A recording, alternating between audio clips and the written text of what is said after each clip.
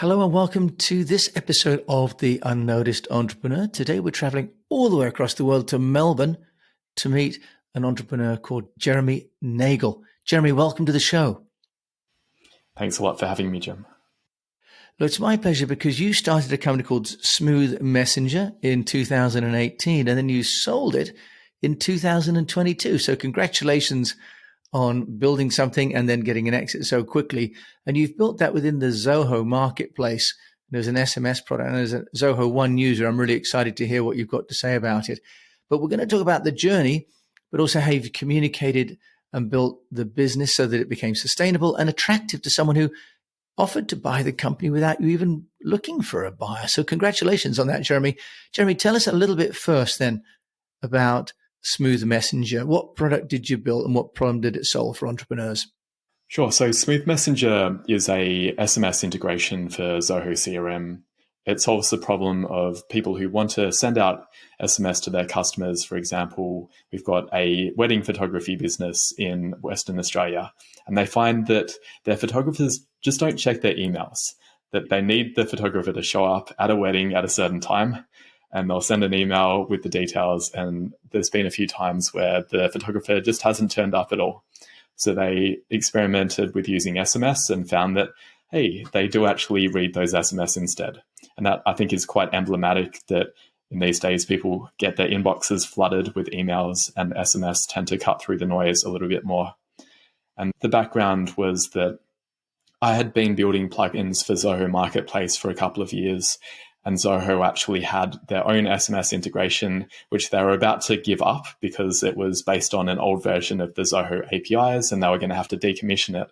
But they reached out to me and said, hey, do you want to take it over? And I was very happy to do that. So I knew that there was a market already because this plugin was already being used quite broadly. And I essentially then was able to take it up a level and relaunch it in 2020. And it then did okay from there. There was sort of some tactics that I used for the launch phase that I'd be happy to talk about if that would be relevant. Yeah, well, and as a Zoho One user, I can remember that SMS module within SMS within Zoho being sort of not very useful, to be honest, not very functional. And I remember that just kind of dying on the vine. So that's fascinating that you've taken over the implementation because it really needs it to be able to integrate with the CRM, I think specifically for me anyway on Zoho One with SMS.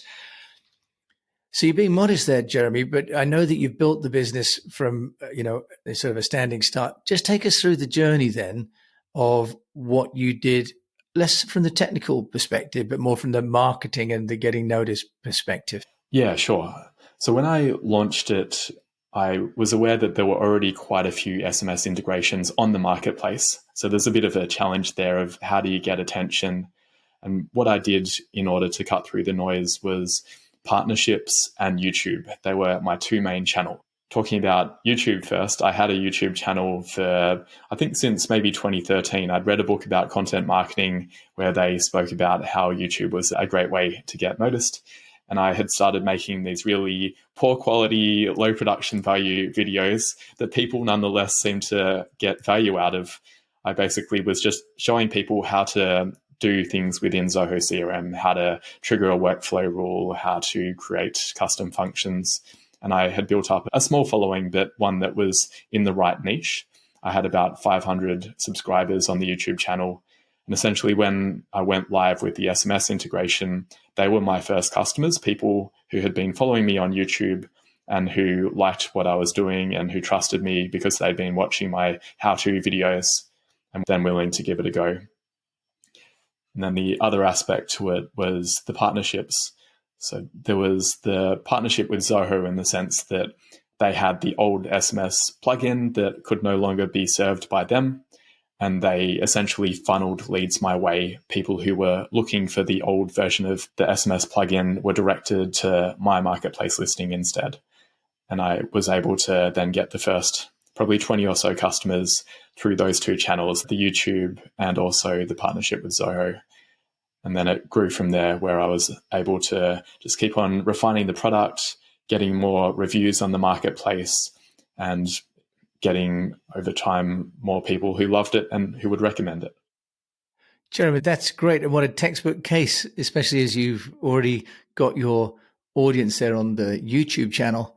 And then you've also partnered. So that's really tight because actually you managed to build a business within a business, didn't you? Because Zoho itself is just quite a closed platform. In terms of using the marketplace, were there any ways that you could sort of improve your position? Because I know that, for example, there used to be platforms like Twilio, for example, on there and ClickSend. As a user, I've tried to integrate these myself. So I'm kind of personally interested. How did you raise your profile above those other quite big branded products? There was a combination of reviews being heavily weighted on the marketplace. So I really was emphasizing that, trying to get as many 5-star reviews as I could. And we very quickly started to stand out because a lot of the SMS integrations have quite bad reviews. They're normally in about the 3-star range, whereas I was able to get initially around 4.2 stars. And as the product matured, I got it up to 4.9 stars out of 5. And that is actually the best rating of any integration on the marketplace. And there was a bit of a tactic there of getting the reviews, which was to do it via ways that don't scale. Because I guess the mindset that the best way to get reviews is maybe to send out a mass email to everyone. But I found that didn't work. People tended to ignore it. What seemed to work the best was I'd have a customer support call with a customer where they might have a problem or they just wanted to be guided in how to use the product. And I'd fix it for them. I'd do a really good job. And they'd say, "Thanks so much. I really appreciate the time." And then I'd say, "It's no problem. Could you do me a favor and leave me a review?" And catching them at that moment when they're feeling some good vibes, they're willing to return the help that I had given to them. That was how we essentially built up. It's not a huge number. We had, I think, 120 reviews at the time the business was acquired. But that was one of the main things that the acquirer really liked about the product, that it did have those strong reviews. That's fantastic. Well, and I think that you say it's only 120, but I guess it's all relative, isn't it? If it's more than the others that have got reviews and the reviews are of a greater stature, then it's relative, but also absolute, right? So congratulations on that, Jeremy. And how did you personalize at scale? Because that's, one of the problems, isn't it? That you talk about, you can have a conversation with the customer one at a time, you get to 400 or 500 customers. How do you tackle that? Because service at scale is a fundamental issue for everybody growing a business. Yeah, absolutely. And particularly for me, being in Australia, it was very hard to be able to handle the customer base, which was predominantly in North America and Europe. And I can't really wake up early enough to do a good job at serving them. So the way that I was able to scale there was I hired a customer support rep in El Salvador, and he was really crucial to the business. He was able to be actually better than me at customer support because I'm not a very patient person. If someone doesn't read the instructions, I can get a bit grumpy, whereas he is so happy to just explain things again. And he was really pivotal to getting many of those reviews because people loved working with him as well. How interesting. So you found a customer support person in El Salvador. Jeremy, you dropped that one in without us thinking about it. I interviewed a chap called Richard Blank the other day who has a call center in Costa Rica serving customers. El Salvador, how did you find a person? Was it a company? And what was the terms of engagement that you had with this person? The way that I found Francisco was I was on Upwork. I heavily use Upwork for recruitment, and I was looking for an agent in the Americas. I wasn't tied to a particular country. I interviewed a bunch of people, gave them trial projects, and it turned out that Francisco in El Salvador was the best of the bunch. And I've worked with him now for more than 2 years, and I've always enjoyed our interactions. He's just consistently reliable, good-natured, and he comes up with new ideas. So I feel very lucky to have met him, and he has been a key part of the business. Do you mind just sharing that in slightly more detail? How did you onboard Francisco in terms of training? Because you mentioned, and as a user myself, there's different menus, there's different integrations, there's places that I get stuck. How did you make sure that he would be able to answer all those questions in the way that you might, perhaps with a bit more patience, as you've confessed. How did you educate and onboard Francisco? I didn't. That's why I say I got very lucky, because I'm not very good at onboarding people. I think in some ways it was an effective approach because I wanted someone who would not need much hand-holding. So I threw him in the deep end. I had one shared call with him where we went through a problem, and then I told him, hey, here are all the YouTube videos I've recorded demonstrating the product. Watch these and then go for it.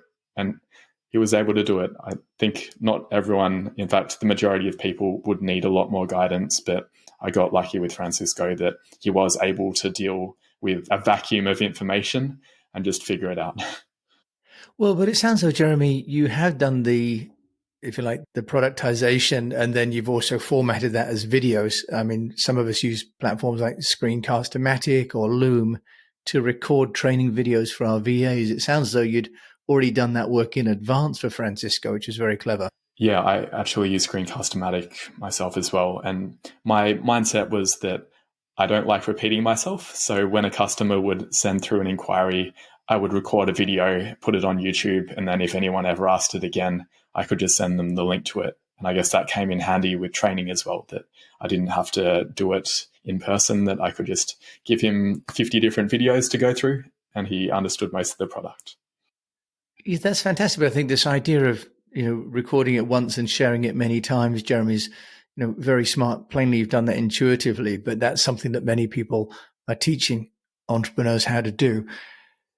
Switching tack just slightly, when you launched the Smooth Messenger product, tell us a little bit about the pricing strategy, because when I was looking on the platform, I had Twilio, which was quite expensive. ClickSend was less expensive. The pricing models were a little bit complicated. Do you want to just tell us how you helped customers within Zoho decide to buy from Smooth Messenger? In the early days, I was aware that there were other competitors out there, and I didn't really have that much of an advantage over them apart from a slightly nicer UX. So I entered with a low price. I think we were charging originally $15 per month. And then as we started to get more reviews and we started to have features that the other integrations didn't have, I ramped up the pricing. There's a entrepreneur speaker called Rob Walling who talks about this idea that you should just periodically test by doubling your pricing. And I did that. It was very gut-wrenching, thinking that I'm going to completely turn off the lead funnel. But I found that there was a certain amount of price inelasticity that people were still willing to, or the opposite, price elasticity, that people were willing to pay more, and they didn't really mind if it was a little bit more expensive. I did reach the stage of, I got to $39 per month, and at that point I was getting pushback. So I realized then that probably couldn't go much higher than that, and I needed to explore other ways to monetize. So I was starting to look at different add-on services that I could provide, as well as the CRM plugin. You're an expert on the SMS side, which I haven't had anybody on the show talk about, Jeremy Nagel in Melbourne. Do you just want to give some guidance to the unnoticed entrepreneur about how they can use SMS? You've mentioned about the wedding photographer, but can you give us some other reasons and ways that people could use SMS to get noticed, either with their customers or their partners or their staff? Yeah, sure. I think there are some use cases which are ideal for SMS, and there are some which aren't. We don't want to start using SMS as the new email and spamming people, but there are some situations where customers actually do want time-critical notifications, and they know that they're not going to see them if they go to email. So if it's something where they need to be there in order to pick up a parcel, or they need to be there so they can be on a meeting, you sent me an SMS yesterday, and that was helpful for me. So anything like that, appointment reminders are really helpful. Or if you call someone and they don't pick up, it's likely that maybe your number came up as spam and they don't know who it was. And if you send an SMS at that point, I think that's a pretty good use case, much better than leaving a voicemail. Okay. And then from an integration point of view, for those of us that have, not used it, how does it work, Jeremy? Just give us an idea of how would an entrepreneur embed an SMS like Smooth Messenger into this particular case at the moment, Zoho, but the principle applies to other like Pipedrive or Salesforce or any other CRM, I guess. Yeah, for sure. There are integrations for SMS in most CRMs and most systems. And the basic idea is that there's a combination of manual SMS and automated SMS, that in the situation where you've just called someone and you want to send an SMS to say, hey, it was me who called, you could either do it manually using a templated message. I think the templates are pretty key as a time-saving maneuver, that you don't want to have to type it out each time, that you can choose a canned message and send it out. Or if your CRM supports it, you can have an automated message that would go out. So for example, in Zoho, you can have it such that when a call status is changed to missed call or voicemail, then you can have a workflow rule that is triggered and that will automatically send out an SMS at that point. And that's pretty helpful at scale, especially if you want to make sure that the communication is unified, that everyone is using the same kind of templates. That's very helpful. Yeah, and I think that must be very useful as well if you've got distributed sales forces as well, where you want to get many people maybe to know about price updates, for example, or product availability. Fascinating, Jeremy. It's a whole new world, isn't it, really? Now, when you sold the business, just tell us a little bit about how you communicated that, because you mentioned that you were on the phone, to customers. They had a personal relationship with you. And often when a company comes in and buys a smaller company, there's a chance that those existing customers don't feel as valued. How did you overcome that communications issue? It's something that I felt very strongly about, that I wanted to make sure that customers didn't feel like they were being abandoned, because I did choose to stay on with the business. I accepted a job as the product manager for the Zoho integration, and I wanted the communication to come across that I was still there, the team was still there, nothing fundamental was changing.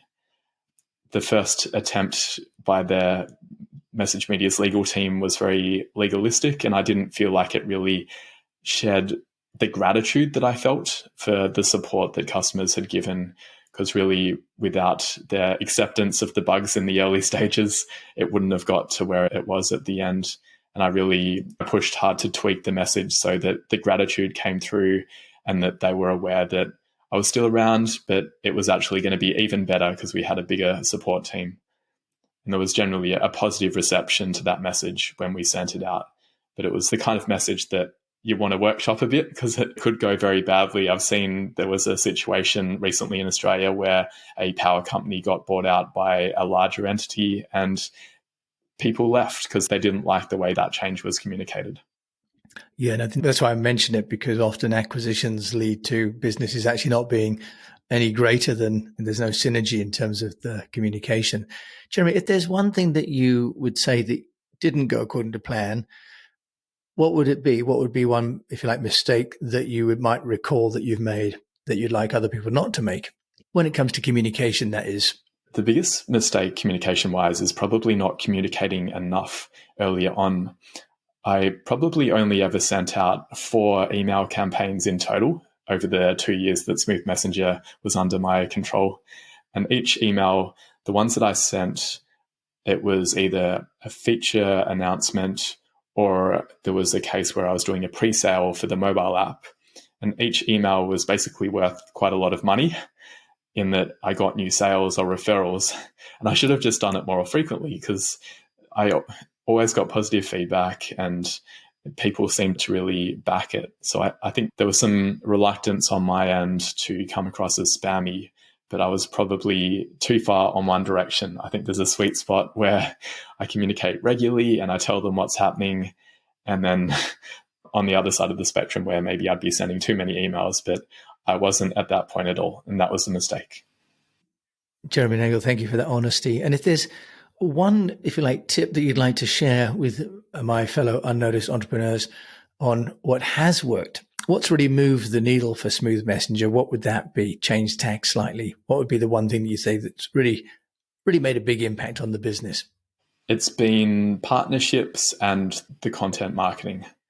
So as well as the partnership with Zoho, I started working with other Zoho integration partners where they were working with businesses to set up their Zoho CRM. And they knew me because I'd been around the Zoho ecosystem for 10 years. And I started to form relationships where I basically gave them a kickback if they referred customers to me. And it wasn't that they were referring something dodgy. They would only do it if they liked the product as well. So it was a win-win where they benefited, the customer benefited because they had a good SMS integration, and I benefited because it's much easier to sell via a partner model. That's wonderful. And then the other thing that worked well was what I mentioned earlier about the low quality, low production value YouTube videos. I did improve the production value a bit over time, but I never really spent that much effort. It was more, if I had a 5-minute video that would go up on YouTube, I probably spent 15 minutes recording it and editing it. Screencast-O-Matic is really great for the editing. I definitely make a plug for them. I think they're called Screen Pal now, but they make it really easy to edit and be able to have something that you can upload immediately to YouTube. And I just kept on doing more videos. I had, I think, over 500 videos on YouTube, and I got it to around 1,500 subscribers. And that was a great channel for being able to get people who trusted the product that I was working on, and also what we were discussing earlier around streamlining the customer support, because I could just point to that video and they could follow it. One final thing on that point is that I also converted the videos into blog posts. Then I got someone to transcribe them and turn them into blog posts. And that's an effective way to repurpose. Yeah, you dropped another amazing piece of advice there. Thank you, Jeremy. Now, Jeremy, if people want to find out more about you, Jeremy Nagel in Melbourne, how can they get in touch with you? The best way is probably via my new project, Focus Bear, which is essentially a work-life balance app for entrepreneurs that I built to deal with the work-life balance challenges during the sale of Smooth Messenger. So that website is focusbear.io, and we've got a desktop and mobile app that is very helpful to me and hopefully for other people as well. Jeremy Nagel joining me from Melbourne in Australia. Very modest, but obviously very accomplished entrepreneur. Thank you so much for sharing your wisdom with us today. It was a pleasure.